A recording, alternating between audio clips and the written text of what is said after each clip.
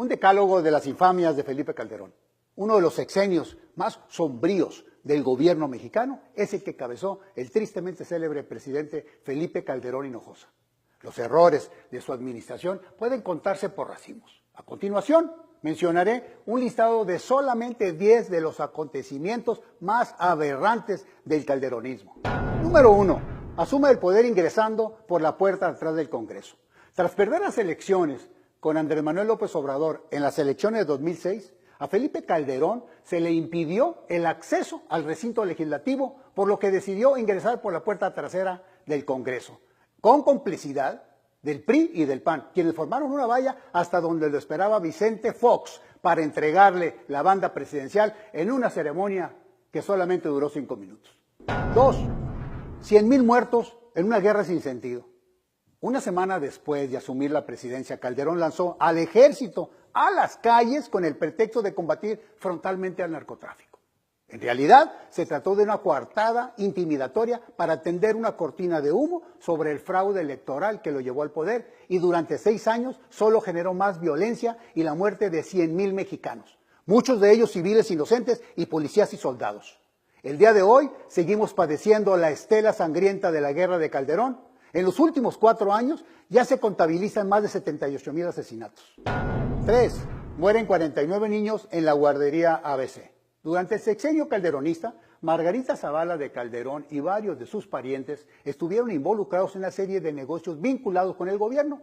Entre ellos, la concesión de las instancias infantiles del IMSS sin cumplir los requisitos indispensables. Como consecuencia de ello, el 5 de junio de 2009 fallecieron 49 niños en un incendio que consumió a la guardería ABC de Hermosillo, Sonora, porque no tenía las salidas de emergencia como lo establecen los reglamentos. La guardería era operada por la prima de la esposa del presidente. 4. El cierre de la paraestatal Luz y Fuerza del Centro. Con la obvia intención de alentar la privatización de la industria eléctrica, Felipe Calderón decretó la extinción de la compañía Luz y Fuerza del Centro, la cual fue tomada violentamente por el Ejército y la Policía Federal, dejando sin empleo a 44,000 trabajadores. 5. Sierra Mexicana de Aviación. Fiel a sus principios neoliberales, Felipe Calderón continuó el desmantelamiento de la actividad económica nacional, lo que propició la quiebra de empresas bien arraigadas, como fue el caso Mexicana de Aviación, que había estado operando desde 1921. 6. La minería en manos de extranjeros. En ese mismo contexto, Calderón otorgó 31,000 concesiones mineras, la mayor parte de ellas en condiciones irregulares y sin límite de tiempo. Durante el sexenio calderonista, se extrajo más oro y plata del subsuelo mexicano que a lo largo de los 300 años de la época colonial.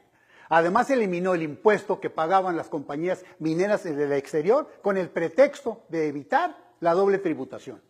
7. Comienza el desmantelamiento de Pemex. En pleno auge mundial de la industria petrolera, con precios del crudo arriba de $100 el barril, el gobierno de Calderón fracasó al poner en marcha el proyecto de aceite terciario del Golfo, que le costó a la nación 18,000 millones de pesos. 8. Asesinatos de civiles a manos del ejército.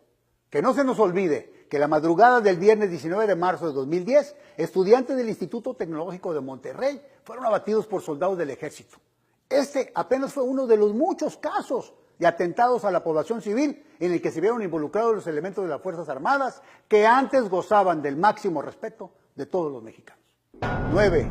Muerte sospechosa de 2 secretarios de Gobernación. El secretario de Gobernación es el equivalente del vicepresidente.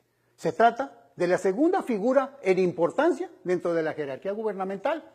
En una democracia, la desaparición súbita e inexplicable de un funcionario de este nivel puede desencadenar una crisis política.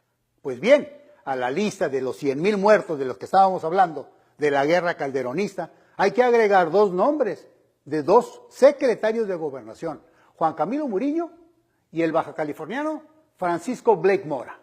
10. Cero en conducta.